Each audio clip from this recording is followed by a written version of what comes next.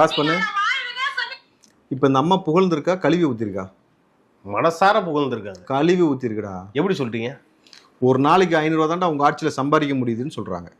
உங்கள் ஆட்சியில் கனவுல கூட எங்களால் வீடு வாங்க முடியான்றாங்க. நீங்கள் இருக்கிற வரைக்கும் 3 தலைமுறை ஆட்சி செஞ்சுட்டு உட்காந்துருக்கீங்கல்ல, நீங்கள் இருக்கிற வரைக்கும் எங்களால் சாமானியனுக்கு வீடே வாங்க முடியாதான்னு கழுவி ஊற்றிருக்கு. புரியுதா உங்களுக்கு லாஜிக்கு? இது புரியாமல் இதை இவங்களே எடுத்து பிரபலப்படுத்துறானுங்களா? செய்தியில் வந்திருக்கு. சிரிச்சுக்கிட்டே கேவலப்படுத்திருக்கா அந்த அம்மா.